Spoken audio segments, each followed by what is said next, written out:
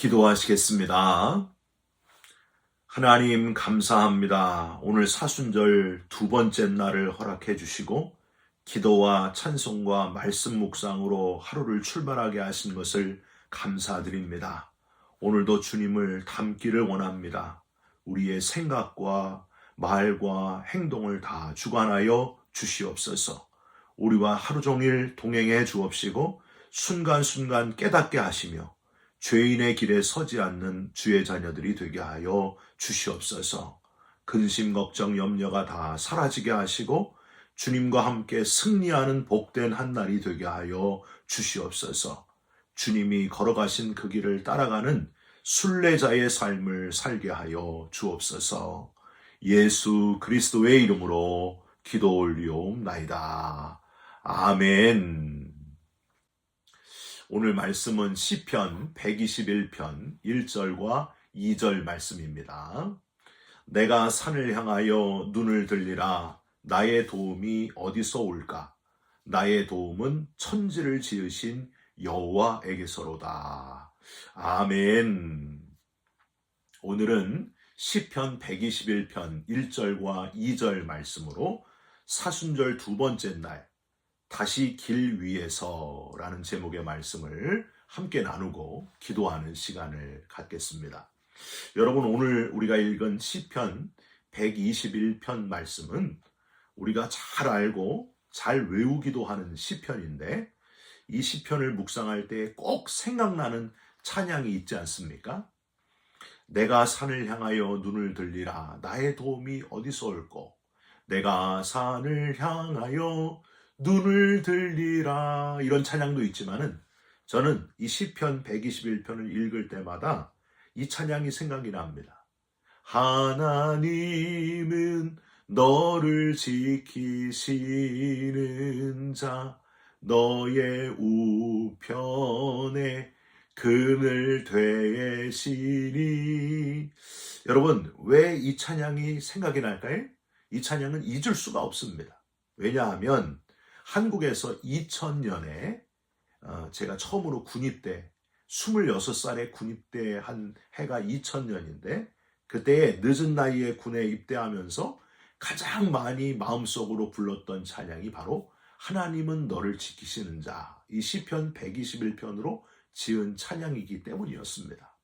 훈련소에 입소해가지고 첫 주일에는 교회를 못 가게 해서 태어나서 처음으로 주일에 교회 예배를 빠지면서 내무실에서 혼자 예배를 드리게 되었고요. 그 다음 주에 종교 행사를 가도록 허락을 받아서 갔던 군대 교회에서 드리는 첫 주일 예배를 통해서 얼마나 눈물이 쏟아졌는지 모릅니다.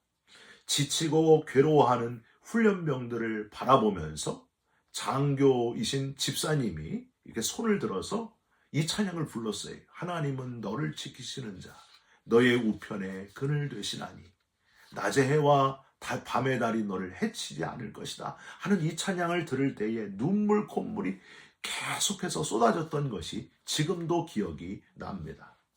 2주간 동안 계속해서 욕만 먹고 사람 취급을 당하지 못했는데 처음으로 사람 취급을 받으면서 위로를 받을 때에 여러분 얼마나 마음이 뭉클했겠습니까? 살면서 가장 힘들 때 들었던 찬양, 아마도 평생 잊을 수 없는 찬양이 바로 이 찬양이 아닌가 그렇게 여겨집니다. 사실 이 시편 121편이 지어진 환경도 다르지 않았습니다. 학자들은 이 시편 121편은 6월절 등 연례 축제에 참여하기 위해서 예루살렘으로 올라가는 순례자들이 여정의 위험, 산적의 위험, 맹수의 위험, 여러 가지 위험 속에서 하나님의 지키시고 보호하심을 간구했던 노래다. 이렇게 주장하는 학자도 있고요. 다윗이 사무엘의 죽음 이후에 바란 광야에서 너무 힘들고 괴로워할 때에 하나님의 도우심을 바라보면서 지은 다윗의 시다. 이렇게 주장하는 사람도 있습니다. 삶의 여러 순간 중에 가장 위협을 느꼈을 때, 너무 힘들고 외롭고 괴로울 때에 그토록 의지했던 누군가를 잃고 절망 속에 쌓여 있을 때 지었던 이 시편 121편 주님의 발자취를 따르기 위해 이제 어제부터 40일간의 사순절 여정을 시작하고 있는 저와 여러분에게 아주 특별한 위로와 교훈을 주는 본문의 말씀이 아닌가 생각합니다. 여러분 이 말씀을 묵상하시면서 시편 121편을 읽고 또 읽고 깊이 묵상하시면서 소망이 생기시고 힘을 얻으시기를 주님의 이름으로 부탁드립니다. 우선 우리는 어제부터 40일 사순절 여정을 시작하면서 성경이 증언하는 믿음의 대표의 사람 누굴까요? 신앙의 모델인 아브라함을 기억해 볼 필요가 있습니다.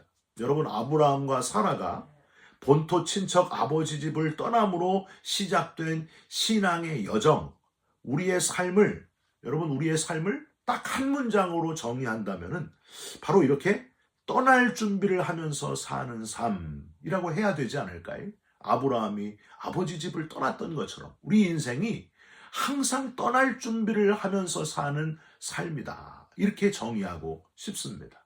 이 땅에서 살고 있지만 이 땅은 잠시 머물 곳이고 모든 사람이 떠날 준비를 해야 되는 우리 인생. 여러분 한 번 죽는 것은 하나님이 사람에게 정하신 것이다 하셨는데 우리는 살아가는 것이 아니라 죽어가고 있다 하는 것을 늘 기억하시면서 살아가시기를 부탁드립니다. 중요한 것은 이렇게 불쌍한 인생으로 끝나게 운명 지어진 우리의 삶에 마치 썩은 동아줄이 아니고 생명의 동아줄, 구원의 길을 우리에게 주신 하나님께서 그 구원의 줄을 우리를 위해 준비해 주셨다는 거예요. 그냥 길 위에서 갈 길을 몰라 객사하게 된 그런 인생으로 끝나지 않고 우리에게 어디로 가야 되는지 생명의 길이 어딘지를 보여주시면서 우리를 보호하시는 하나님. 시편 121편을 지은 시인은 바로 이걸 깨닫고 우리에게 구원의 길을 열어주신 하나님을 지키시는 분이다 라고 표현하면서 지키시는 하나님을 눈을 들어 하나님만을 바라보겠습니다. 그렇게 고백하고 있습니다. 그래서 이 시편 121편 전체를 살펴보시면요. 우리가 읽지 않았지만은 3절부터 8절까지 매 절마다 계속 지키신다, 지키신다, 지키신다 하는 단어를 쓰고 있는 걸 우리는 발견하게 됩니다. 6절을 제외하고는요. 3절, 4절, 5절, 7절, 8절 계속해서 파수꾼에게 사용되는 지킨다라는 샤마르라는 단어를 쓰고 있는데요. 성문을 지키는 사람 파수꾼은 때로 졸기도 하고 너무 피곤해서 잠들기도 하는데 만약에 그렇게 되면 성이 함락될 그럴 수도 있지만 하나님은 100% 실수가 없으시다. 우리 인생들과 다르게 파수꾼과 다르게 졸거나 주무시지 않는 절대적인 보호자시다 하는 것을 노래하고 있습니다. 사랑하는 성도 여러분, 절대적인 보호자 되시는 지키시는 분 하나님만을 신뢰하고 의지하면서 살아가시기를.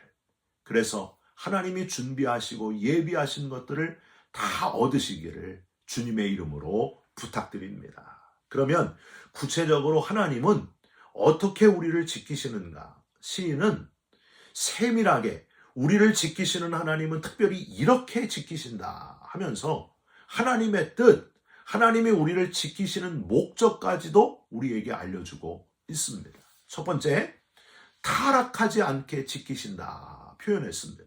3절에 이렇게 되어 있어요.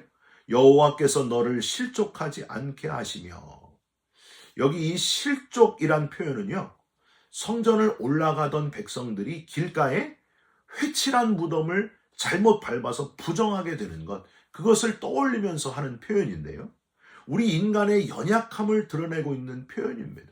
우리 인간은 아주 자주 착각하면서 산다는 거예요. 내가 우주의 중심인 것처럼 철학자 데카르트가 말한 것처럼 내가 생각하기 때문에 나는 존재한다. 내가 주인공인 것처럼 어리석은 사고에 사로잡히는 이들이 많다는 거예요. 그런데 우리는 그렇게 완벽한 것 같지만은 결국에는 넘어진다. 회칠한 무덤을 밟는 것처럼 실수하게 된다, 실족하게 된다, 그런 뜻입니다. 한계가 있는 존재로 언제든지 죄의 유혹에 쉽게 넘어가는 유한한 존재다. 웨슬리 목사님이 얘기했던 것처럼 우리는 신자가 되었어도 타락의 가능성이 늘 남아있다. 항상 실족할 수 있다 하는 것을 잊지 말고 선줄로 생각하는 자는 넘어질까 조심하라고 했는데 뭘 붙들어야 된다는 거예요? 실족하지 않으시는, 실수하지 않으시는 하나님만을 붙들어야 된다는 거예요. 여러분, 우는 사자와 같이 호시탐탐 우리를 노리는 사탄과의 영적인 싸움에서 지지 않도록 늘 깨어있는 저와 여러분들이 되시기를 주님의 이름으로 부탁드립니다. 그런데 영적 싸움에서 이기는 방법은 내가 안 넘어가야지, 실족하지 말아야지 하고 결단한다고 되는 게 아니라는 거예요. 시편 37편 24절에 이렇게 되어 있어요. 그는 넘어지나 아주 엎드러지지 아니함은 여호와께서 그의 손으로 붙드심이라. 나를 지키시는 큰 손, 가장 큰 하나님의 능력의 오른손을 의지해야 이길 수 있다고 하는 겁니다. 나를 향해 계시는 4절, 졸지도 아니하시고 주무시지도 아니하시는 하나님께 우리의 시선을 맞추고 있을 때에 실족하지 않고 넘어지지 않고 유혹에 빠지지 않고 승리하게 될 줄 믿습니다. 지금 내 머릿속에 가장 신경 쓰고 있는 문제 뭘까요? 돈, 건강, 자녀 문제, 사업 문제, 그런 고민들을 이 시간에 다 내려놓으시고 잠시 다 내려놓으시고 우리의 시선을 하나님께 집중하시기를 바랍니다. 산을 향하여 눈을 드는 저와 여러분들이 되시기를 주님의 이름으로 부탁드립니다. 해결이 하나님의 손에 있습니다. 하나님을 의지하고 해결하시는 놀라운 하나님의 그 뜻을 경험하시기를 주님의 이름으로 축원드립니다. 두 번째로 해를 받지 않게 지키신다 하고 표현하고 있습니다. 5절 제가 읽어드릴게요. 여호와는 너를 지키시는 이시라. 여호와께서 내 오른쪽에서 내 그늘이 되시라니. 이 그늘이 되신다는 표현이 해를 받지 않게 하신다는 거예요. 사막 가운데 견딜 수 없는 더위와 목마름 속에서 유일하게 살아남을 수 있는 방법이 뭐냐? 구름이 있는 그 밑에 그늘에 머무는 게 살 수 있는 방법이에요. 광야에서 뱀이나 맹수가 무서운 게 아니고요. 진짜 무서운 거는 뜨겁게 내리쬐는 햇볕 아닙니까? 그 뜨거운 햇볕을 막아주시는 구름으로 그늘을 허락해 주시는 하나님. 광야 40년 동안 백성들을 낮에는 구름 기둥으로 밤에는 불 기둥으로 인도하시고 보호하시는 하나님. 그게 바로 이스라엘을 지키시는 하나님이셨습니다. 6절 낮의 해가 너를 상하게 하지 아니하며 밤의 달도 너를 해치지 아니하리로다. 여러분, 제가 땀을 참 많이 흘리는 체질이에요. 그래서 옷을 참 많이 갈아입어야 되는데요. 제가 한국에서 아주 어릴 때 어머님이 땀 많이 흘리는 저를 위해서 황기를 삶은 물을 자주 먹여주시고 그랬습니다.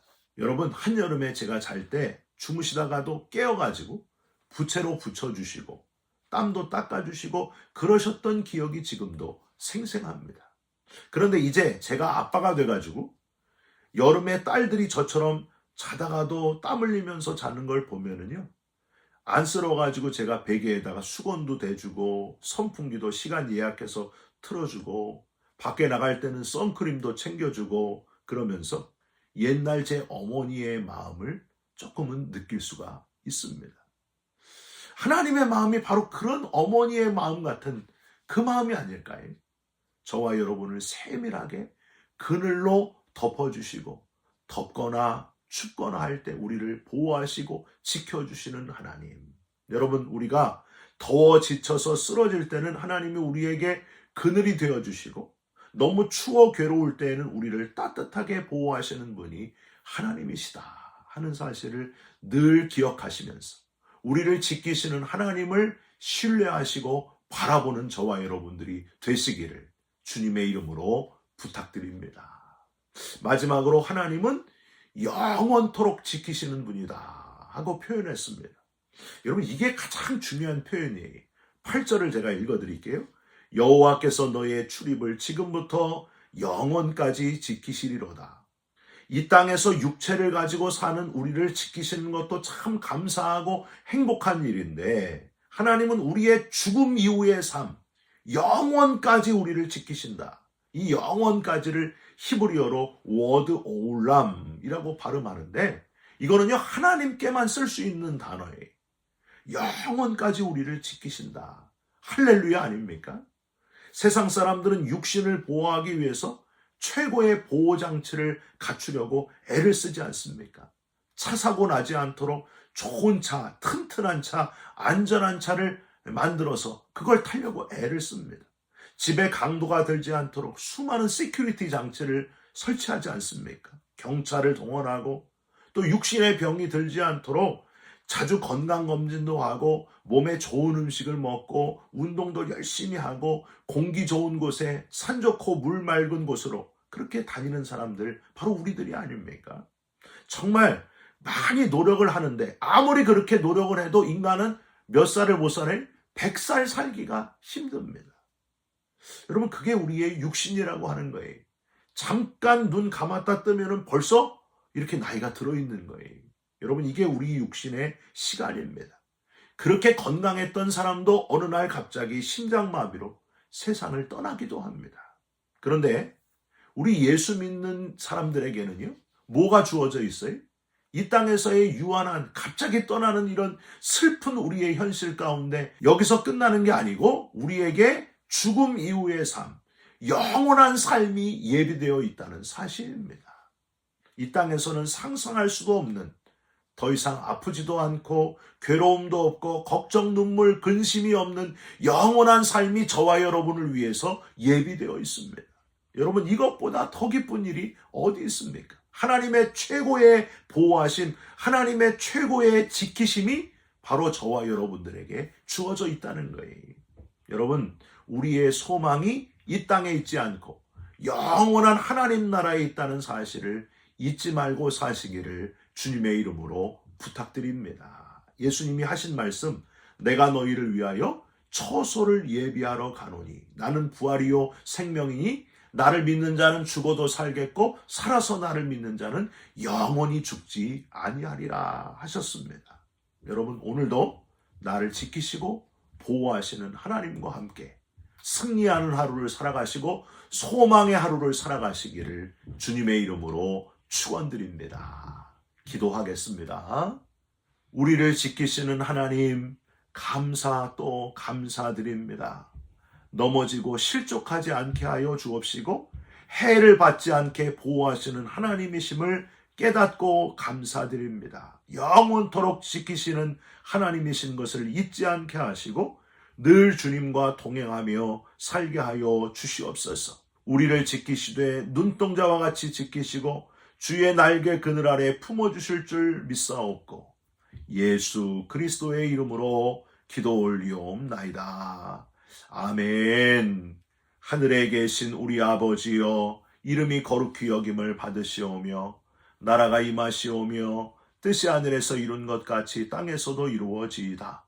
오늘 우리에게 일용할 양식을 주옵시고 우리가 우리에게 죄진 자를 사하여 준 것 같이 우리 죄를 사하여 주옵시고 우리를 시험에 들게 하지 마옵시고 다만 악에서 구하옵소서. 나라와 권세와 영광이 아버지께 영원히 있사옵나이다. 아멘.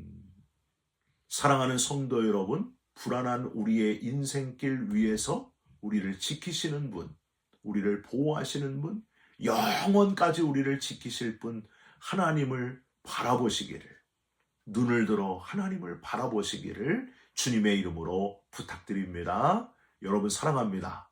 축복합니다. 감사합니다.